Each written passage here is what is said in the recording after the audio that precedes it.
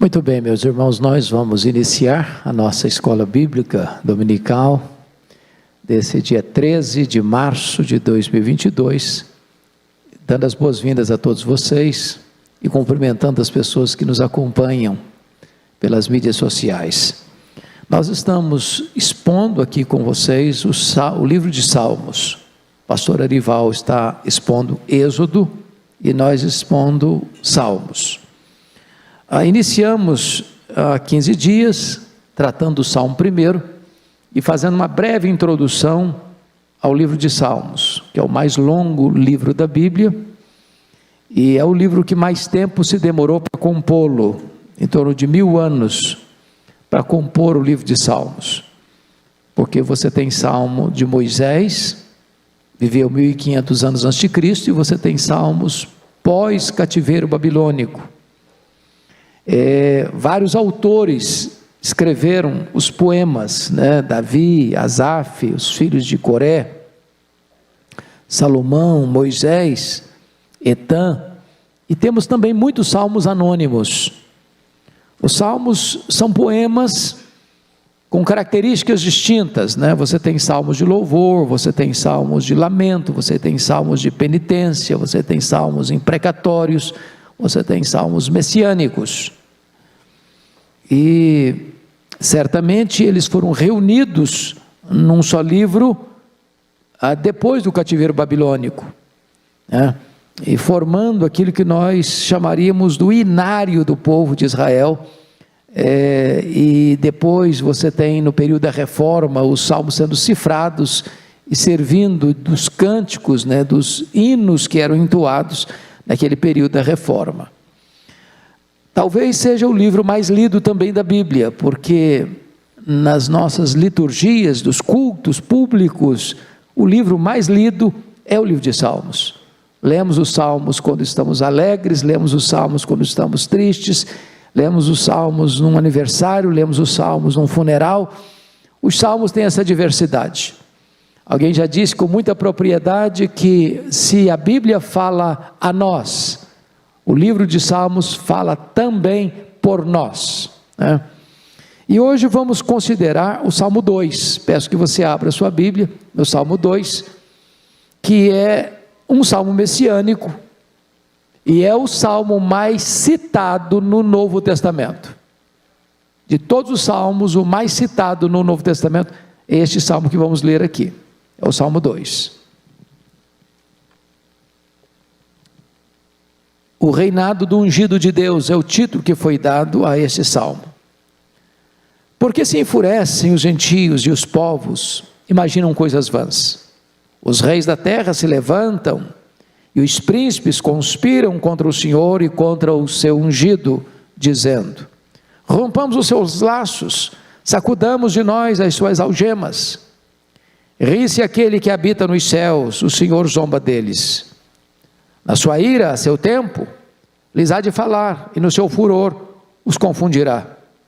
Eu, porém, constituí o meu rei sobre o meu santo monte Sião. Proclamarei o decreto do Senhor. Ele me disse: tu és meu filho, eu hoje te gerei. Pede-me e eu te darei as nações por herança, e as extremidades da terra por tua possessão. Com vara de ferro as regerás e as despedaçarás, como um vaso de oleiro. Agora, pois, ó reis, sede prudentes, deixai-vos advertir, juízes da terra. Servi ao Senhor com temor e alegrai-vos nele com tremor. Beijai o filho, para que não se irrite, e não pereçais no caminho, porque dentro em pouco se lhe inflamará a ira. Bem-aventurados todos os que nele se refugiam.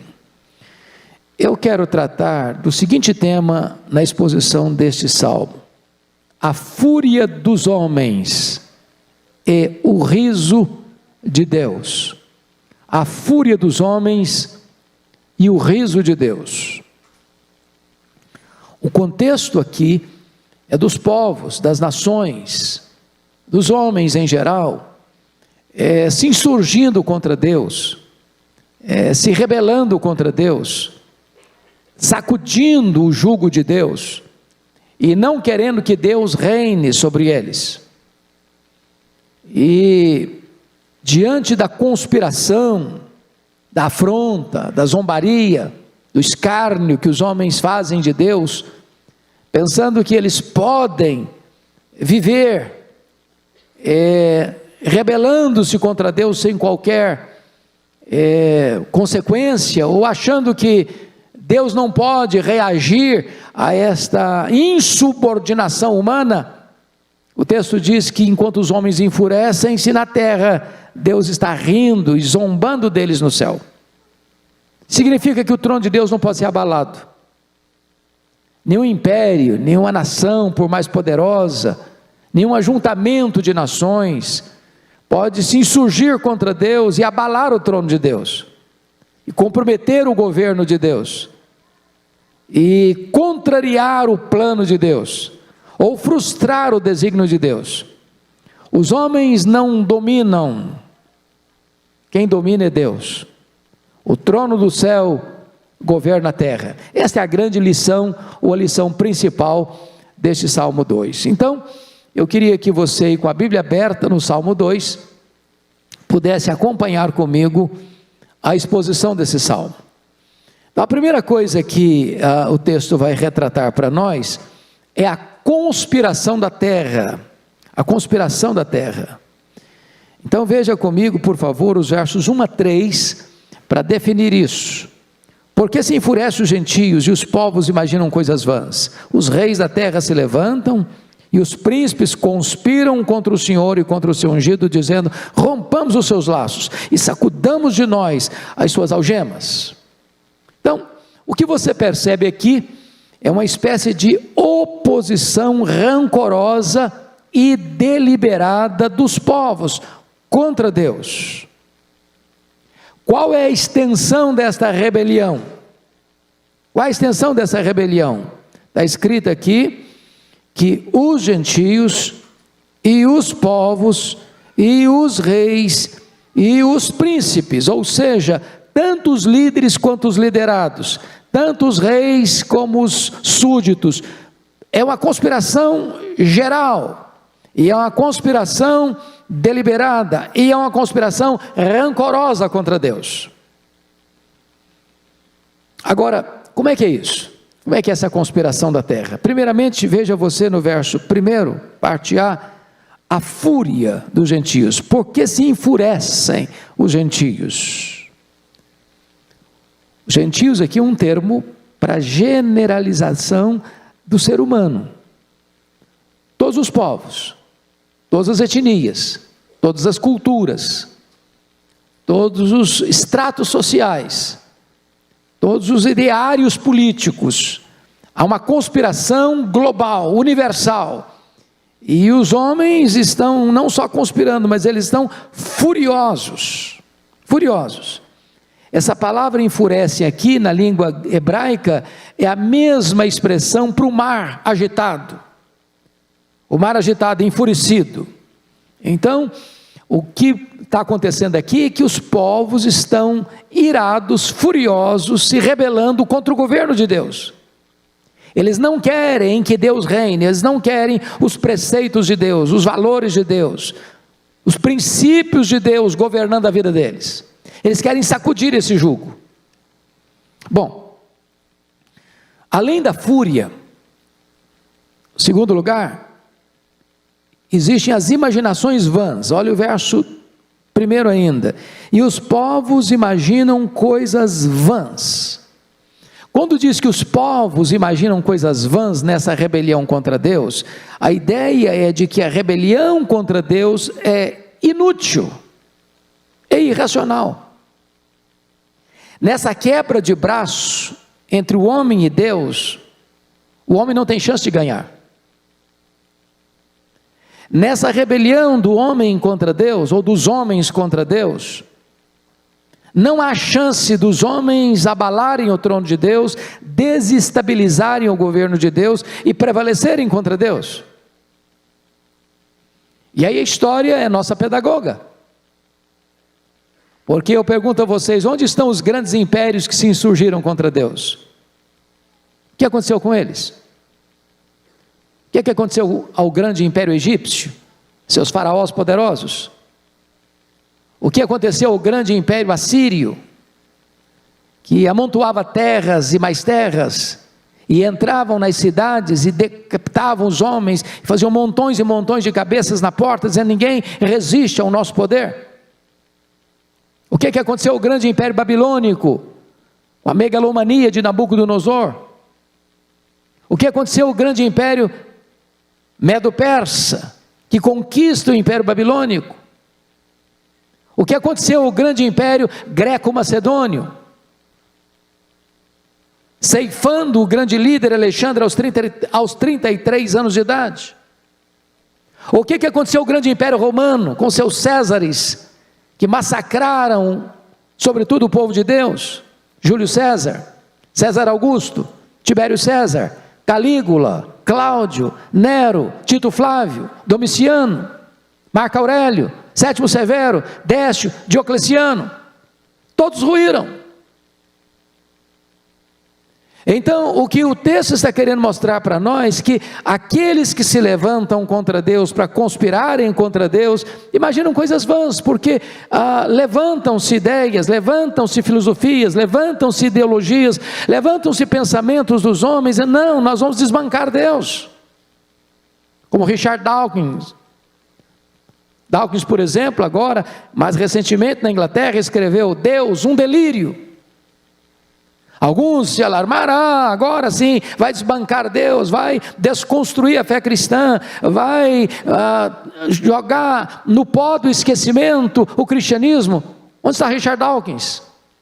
Onde está o livro dele?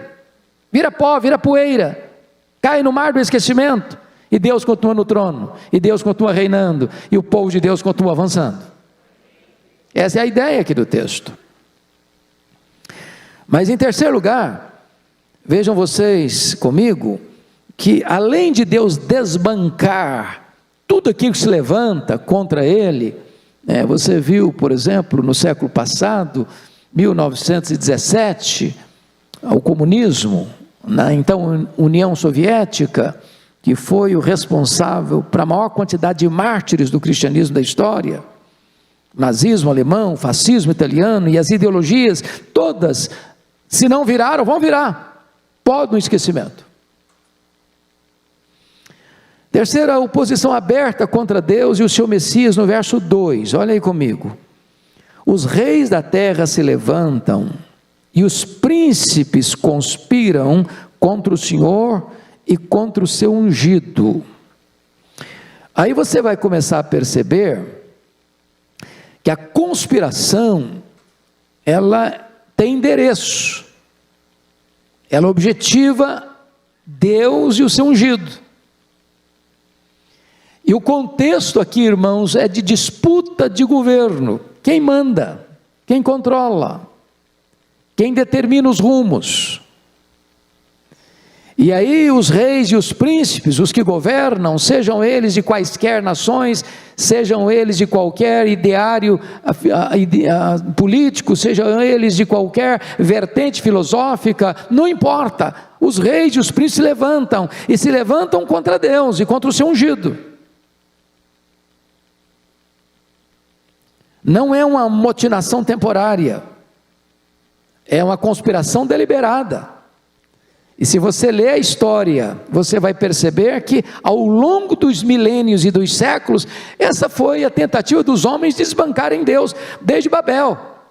Vamos destroná-lo, vamos controlar a história, nós vamos mandar, a terra vai mandar no céu, o homem vai mandar em Deus, vamos destroná-lo. Essa foi a tentativa vã, ao longo dos séculos. Mas agora, você pode ainda perguntar: qual é a motivação dessa conspiração? Por favor, confira aí o verso de número 3. Qual é a motivação? Rompamos os seus laços e sacudamos de nós as suas algemas. Aqui está o ponto. A conspiração contra Deus vem em virtude dos homens não aceitarem, ou não tolerarem, ou não quererem o governo de Deus sobre eles. Por que não?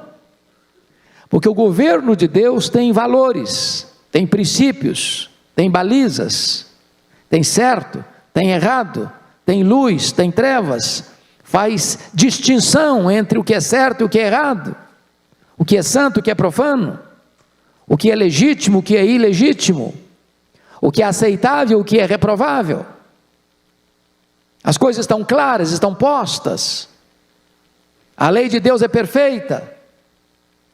E os povos, e os príncipes, e os reis não querem que Deus governe sobre eles, porque ou você se submete ao senhorio de Deus, aos valores e aos princípios de Deus, ou você cria uma nova teologia para justificar seus erros.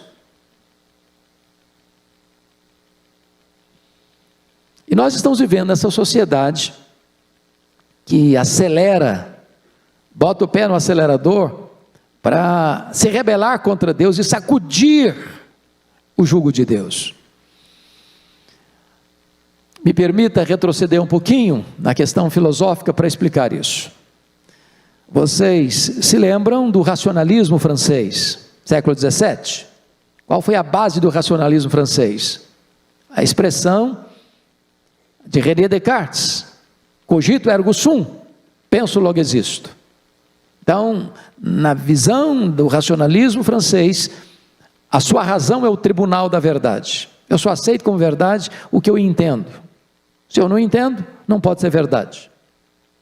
O grande problema é que o homem esqueceu-se que Deus não pode ser capturado, compreendido plenamente pela razão humana, porque o finito não pode compreender plenamente o infinito.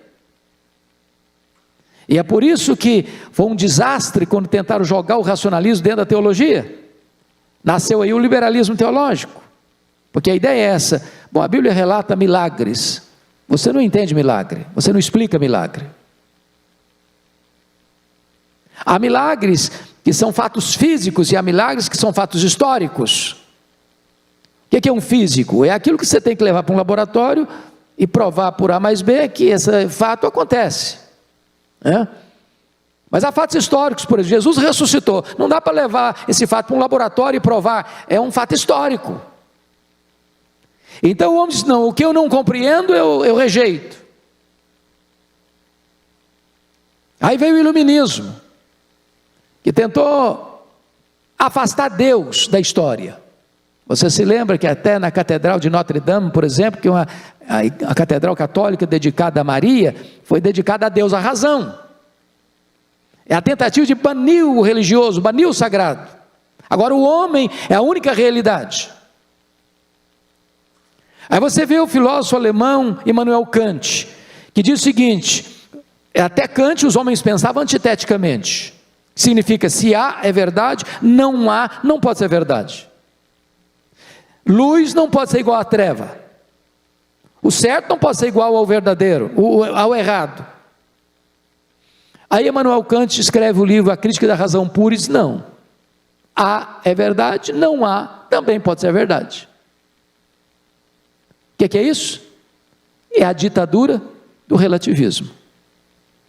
Nós estamos numa zona neutra, cinzenta, onde não tem certo e nem errado, onde não tem verdade nem mentira.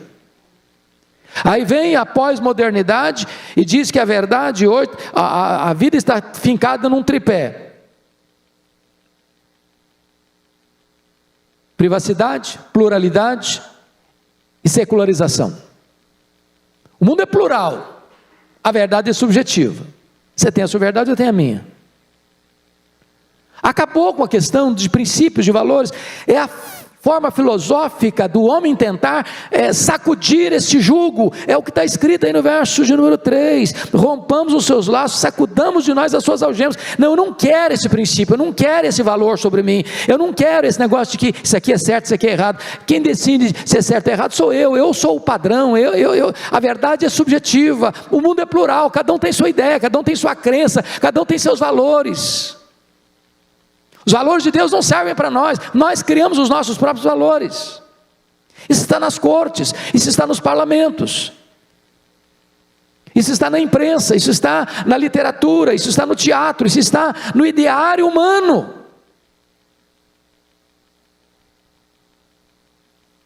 Agora, como é que Deus reage a isso?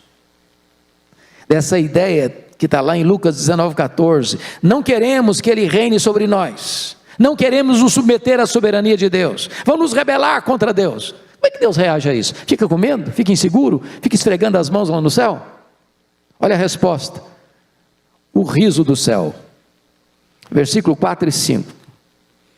Ri-se aquele que habita nos céus, o Senhor zomba deles. Na sua ira, a seu tempo, lhes dá de falar, e no seu furor os confundirá. Então vamos entender isso aqui. A ideia é, esse riso de Deus é o riso de zombar dessa tentativa do homem de anular o trono de Deus e de não querer que Deus reine. Deus não está inseguro, o trono de Deus não está abalado, Deus não está lá no céu esfregando as mãos, sem saber o que fazer com isso. Então veja você que Deus reage à rebelião com humor e desdém, Ele não se sente ameaçado. Por isso está escrito aí: ri-se aquele que habita nos céus, o Senhor zomba deles. Que é o homem para Deus? Que é o pó para Deus? O profeta Isaías disse que para Deus todas as nações da terra são como um pingo que cai num balde, como um pó numa balança de precisão, como um vácuo, como nada, como menos do que nada. Para Deus todos os povos, todos os seres humanos são como que um bando de gafanhotos, no sentido, eles não têm poder de afetar ou de desestabilizar ou de ameaçar o governo de Deus. Mas em segundo lugar, não só o riso de Deus, mas olha o verso 5, a ira de Deus. Na sua ira, a seu tempo, lhes há de falar, e no seu furor os confundirá. O que está escrito aqui então? Depois que Deus tem o riso do desdém, a afronta humana, Deus fala, e a fala de Deus, no pacote da ira divina, derrete, desestabiliza, destrói, confunde.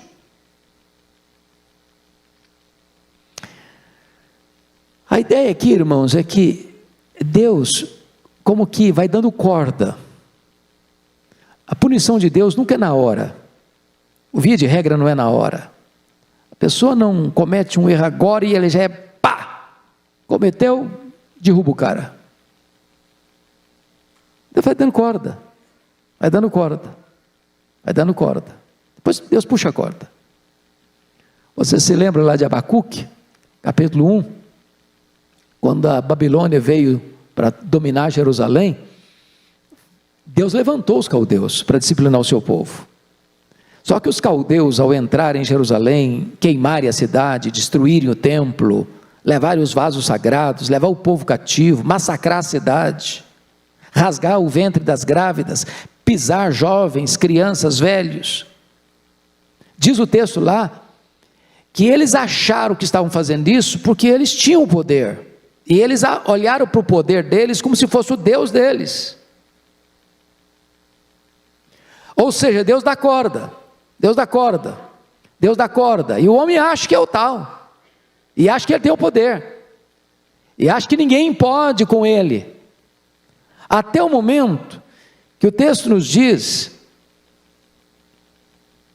no versículo de número 5, na sua ira, a seu tempo, Deus tem o tempo dele,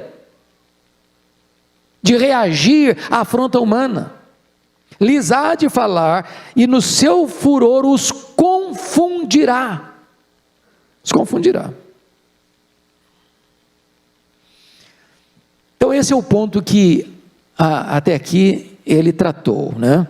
A conspiração da terra, a fúria dos homens, e segundo, o riso de Deus. Agora vamos ver, em terceiro lugar, a vitória do Messias, versos 6 a 9. Em primeiro lugar, está escrito aí, versículo 6, eu porém constituí o meu rei, note rei com maiúsculo, ele está falando do Messias, está falando de Jesus, sobre o meu santo monte Sião.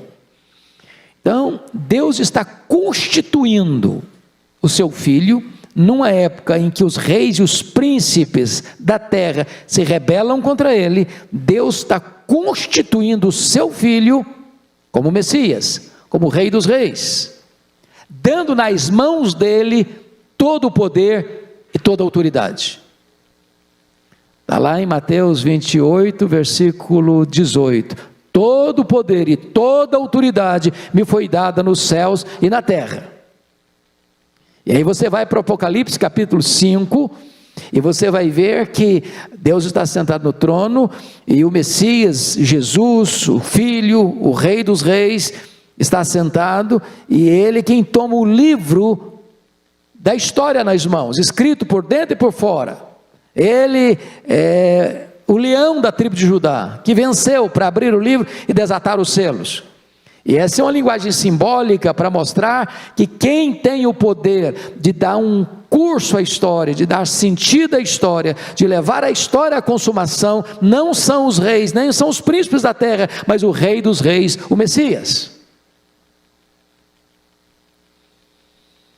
Essa é uma linguagem magnífica, irmãos,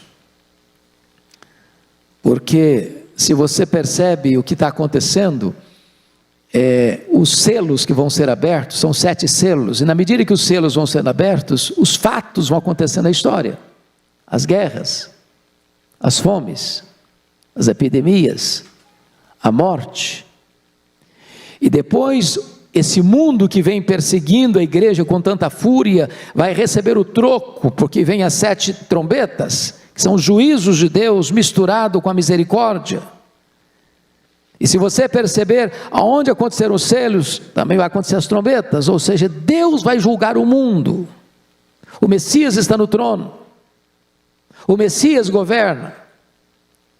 Isso prova para nós alguma coisa maravilhosa, que a história não está destinada à ruína, como alguém pensa pessimistamente, que a história é um caminhão sem freios ladeira abaixo. A história não é cíclica, como pensavam os gregos, a história é teleológica, ela tem um telos, ela tem um fim, ela tem uma consumação, e Jesus, o Rei dos Reis, o Messias, está sentado no trono, tem o livro da história nas mãos, e ele está conduzindo a história a essa consumação. Então vamos ver, em primeiro lugar, o reinado do Messias no verso 6. Eu, porém, constituí o meu rei sobre o meu santo monte Sião. Então, ele é aquele que está sentado, ele que tem as rédeas da história nas mãos, e ele está conduzindo a história à sua consumação. Se você perceber, no livro de Apocalipse, todos os inimigos que se levantaram contra ele, e está lá no capítulo 12, 13 e 14, o dragão, que é o diabo, a besta que surge do mar, que é o anticristo, a besta que surge da terra, que é o falso profeta. No capítulo 14, a grande Babilônia, que é o sistema político, econômico e religioso que se levanta contra Deus. Todos esses inimigos vão caindo. Capítulo 17, 18, cai a grande Babilônia. Capítulo 19, o anticristo e o falso profeta são lançados no lago do fogo. Capítulo 20, o diabo é lançado no lago do fogo. No capítulo 20, a morte é lançada no lago do fogo. No capítulo 20, todos aqueles cujos nomes não estão escritos no livro da vida são lançados no lago do fogo. E lá em 1 Coríntios 15, 25, diz que então Deus vai colocar todos os inimigos dele debaixo dos seus pés, para que ele seja tudo em todos. Esse é o ponto que a história está mostrando, irmãos. A história é governada pelo céu e não pela terra. O Messias é que tem o controle nas mãos.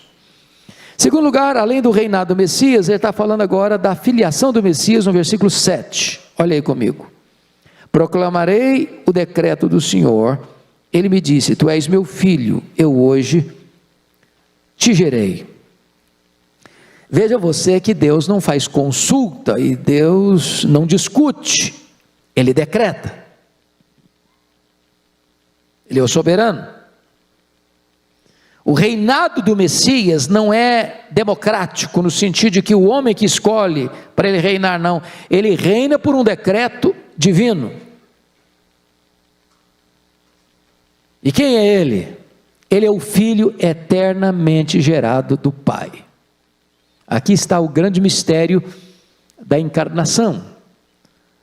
Isso significa que você e eu cremos num único Deus que subsiste em 3 pessoas: o Pai, o Filho e o Espírito Santo. Nós não somos unicistas. Nós cremos que o Pai não é o Filho não é o Pai, o Espírito Santo não é o Filho nem o Pai, são 3 pessoas distintas, porém da mesma substância, da mesma essência, tendo a mesma natureza, os mesmos atributos, realizando as mesmas obras.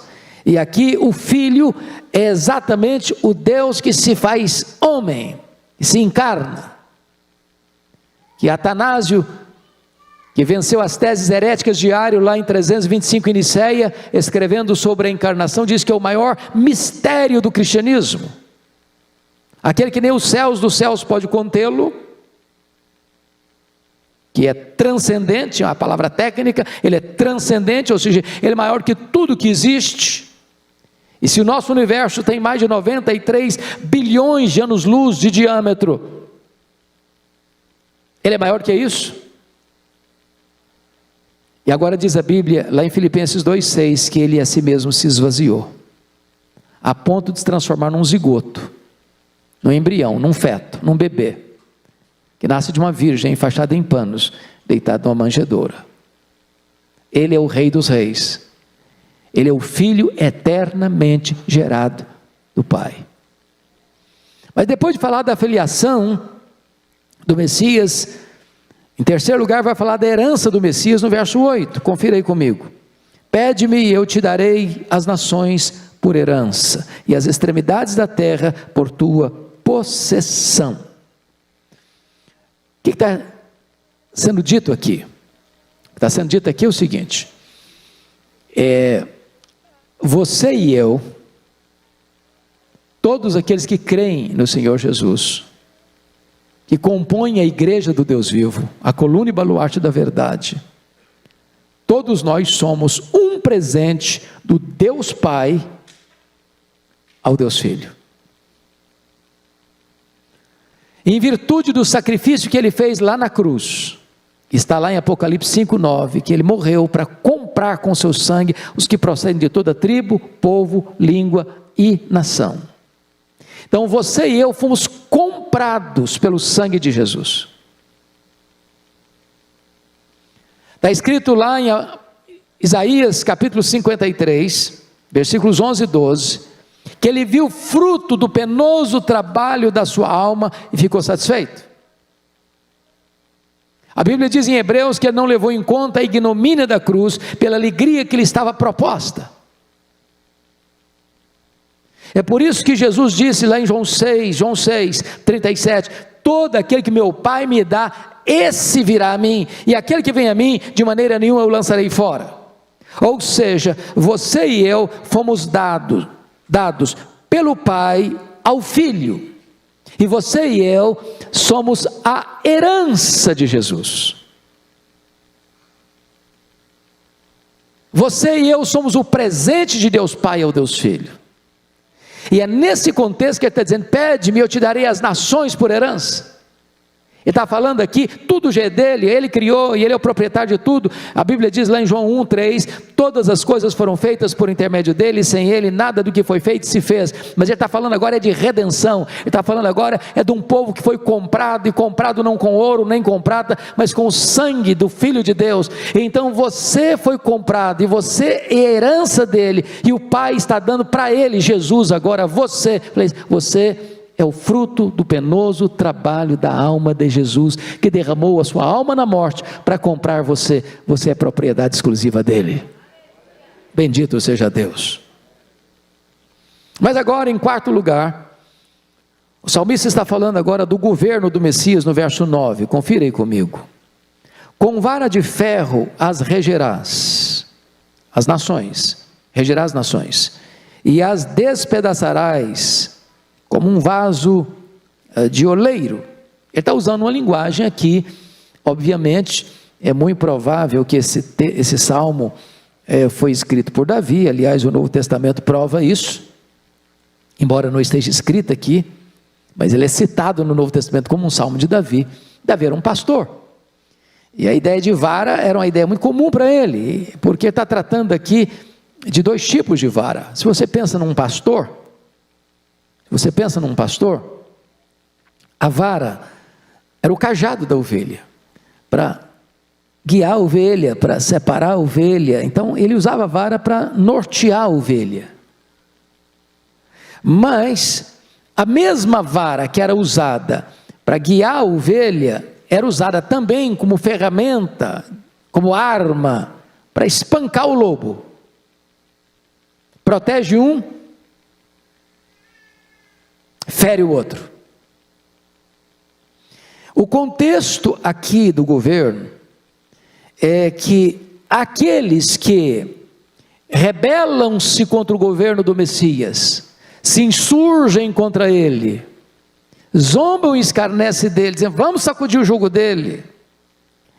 Eles que pensam que estão no controle e no poder, eles são tão frágeis, como um vaso de barro, que você pega um porrete, uma vara, e bate com força nesse vaso, e ele vira caco, ele se esmiuça.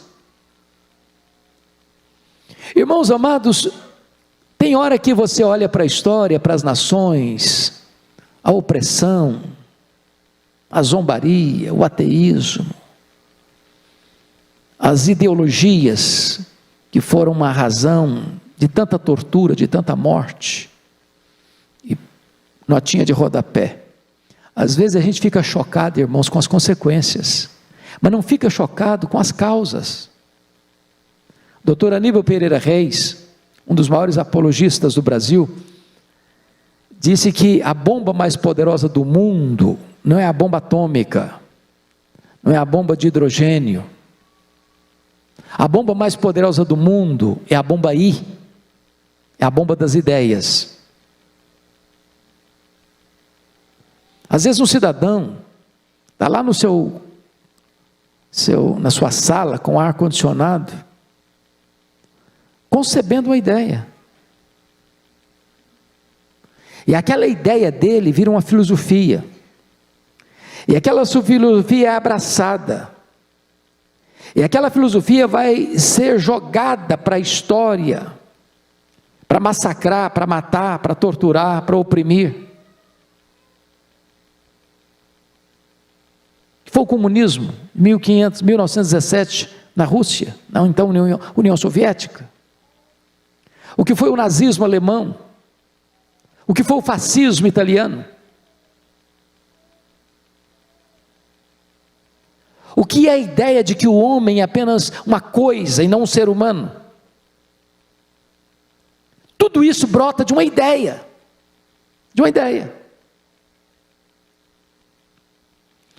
Então, os homens chegam um momento em que eles querem dizer, Deus é um delírio, e se insurgem, que proíbem você crer, manipulando, controlando, castrando você, religiosamente falando, para você não ter liberdade de expressão, e acham que podem se insurgir contra Deus e prevalecer. E aí o texto está dizendo, no versículo 9, exatamente isso: com vara de ferro as regerás e as despedaçarás, como um vaso de oleiro.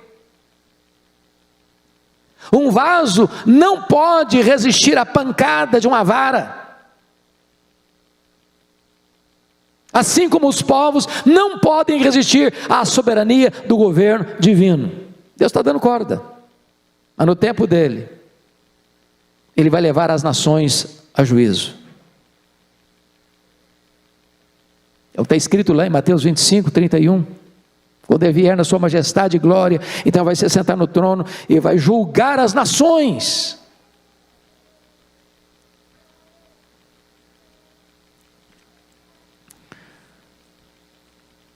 Agora, último ponto da nossa exposição, é o conselho de Deus. Então, você viu o reinado do Messias, e agora Deus está dando conselhos para as nações. Porque preste atenção nisso, as trombetas sempre vão soar antes do juízo chegar.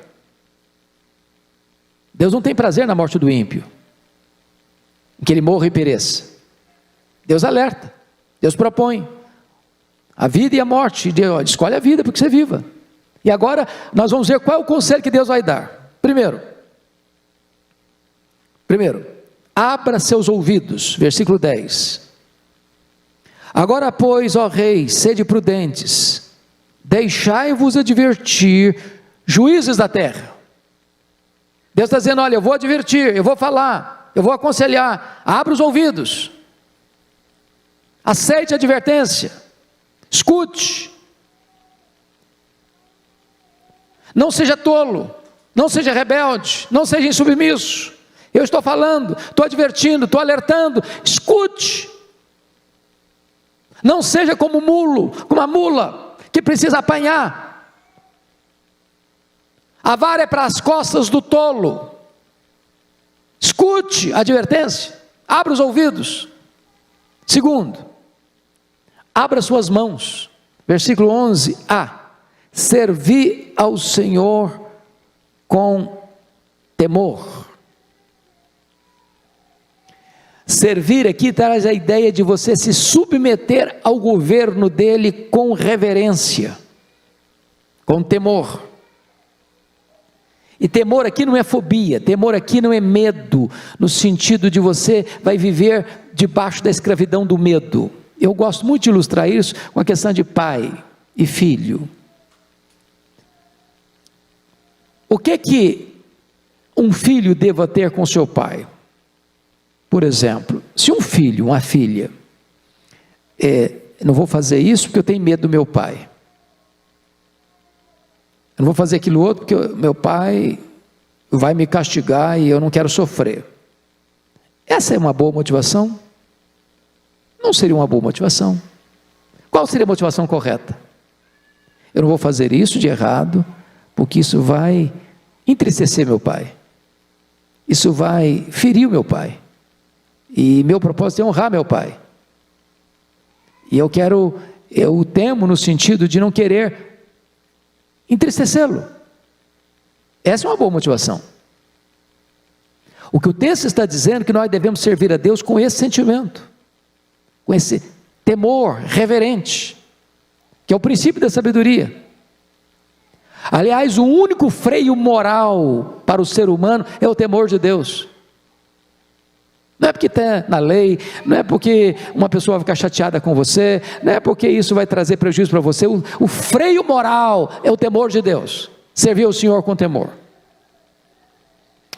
Terceiro lugar, você abre os seus ouvidos, você abre as suas mãos para servir, mas em terceiro lugar, você abre o seu coração.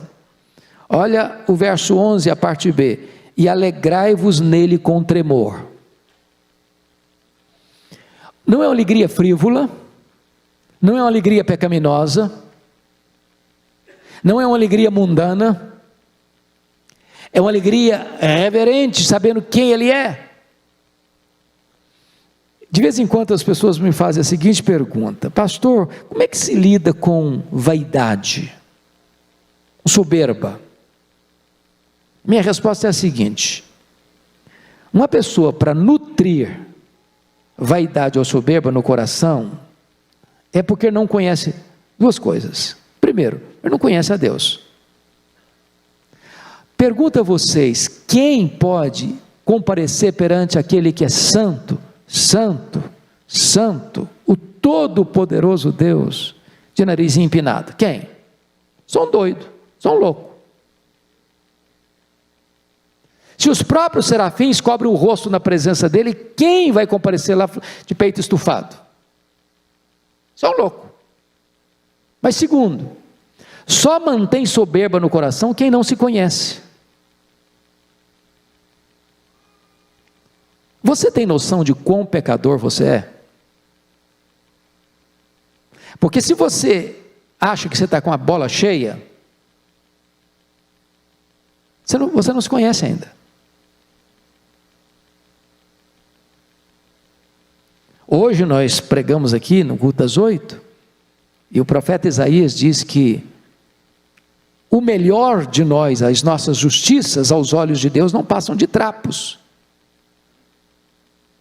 Todas as pessoas que tiveram um encontro com Deus reconheceram o seu pecado. Por exemplo, Jó disse: Senhor, eu te conhecia só de ouvir, mas agora os meus olhos te veem, por isso eu me abomino no pó e na cinza.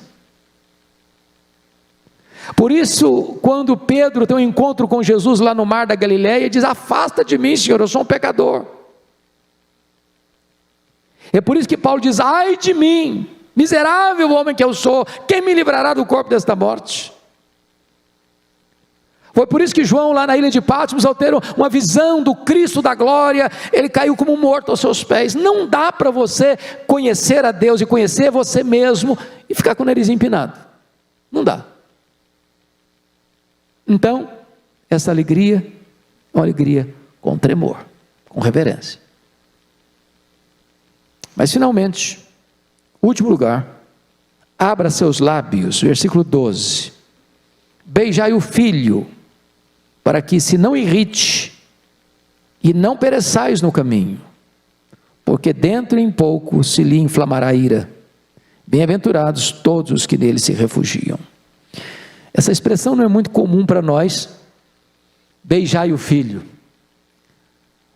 A ideia aqui de beijar o filho é o pai aconselhando as nações, é a seguinte: incline-se ao filho, que é o rei dos reis, submeta-se a ele, reconheça-o como o rei dos reis, sujeite-se a ele, seja um súdito do reino dele, não se rebele contra ele, porque quem se rebelar contra ele, vai enfrentar sua ira. Aqueles que se levantam contra o filho, enfrentarão a sua ira. E talvez você pudesse ler comigo, para a gente fechar, o que acontecerá com aqueles que se rebelaram contra o filho. Abra aí Isaías, em Apocalipse capítulo 6, e eu fecho aqui para encerrar. Apocalipse 6, 12 a 17. O que vai acontecer àqueles que não beijaram o filho, aqueles que não reconheceram o reinado do filho, aqueles que não se submeteram ao governo do filho, não se renderam a ele? O que vai acontecer? Olha ali, olha a descrição de Apocalipse 6, 12 a 17. Você pode ficar em pé comigo para a gente ler? Vamos lá? Fique em pé e vamos ler juntos a uma só voz. Esses versos 12 a 17, todos juntos comigo. Vi quando o Cordeiro abriu o sexto selo, e sobreveio grande terremoto. O sol se tornou negro como saco de crina, a lua toda como sangue. As estrelas do céu caíram pela terra, como a figueira, quando abalada por vento forte, deixa cair os seus figos verdes. E o céu recolheu-se, como um pergaminho, quando se enrola. Então todos os montes e ilhas foram movidos dos seus lugares.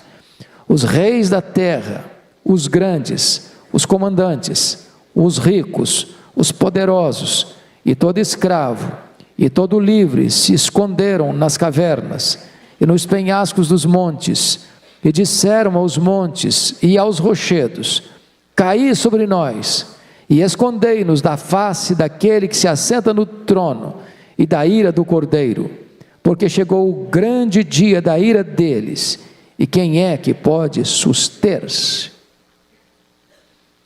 Beijai o filho, enquanto é tempo, submeta-se a Jesus, renda-se a ele, reconheça-o que ele é o Rei dos Reis e o Senhor dos Senhores.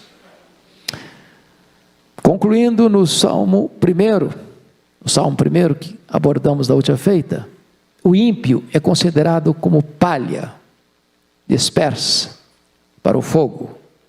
No Salmo 2, o ímpio é feito em pedaços, como um vaso de oleiro. Que decisão você vai tomar? Rebelar-se contra o Filho? Ou beijá-lo e recebê-lo nesta manhã como seu Deus, como seu Salvador? A decisão é sua, intransferivelmente sua, e o tempo para decidir é hoje. Vamos orar. Senhor Deus, nós te agradecemos pela tua palavra, viva, poderosa, rica, esclarecedora. Pedimos-te que tu nos dês o teu Espírito, iluminando a nossa mente e o nosso coração, para compreendermos a tua palavra, para reconhecermos que em tempos de tantas convulsões sociais, econômicas, políticas, ideológicas, neste mundo, tu estás no trono, e o teu trono não é abalado nem ameaçado. Rendemos-te graças porque a história não está à deriva, apesar das loucuras dos homens, mas tu hás de conduzi-la a uma consumação final. Rendemos-te graças porque Jesus é o Rei dos Reis e é o Senhor dos Senhores. E nesta manhã nós queremos beijá-lo, reconhecer que Ele é o nosso Senhor, o Rei da nossa vida. Obrigado por esta igreja, obrigado pelo povo aqui presente nesta manhã, que a tua bênção nos acompanhe, em nome de Jesus. Amém. Deus abençoe vocês.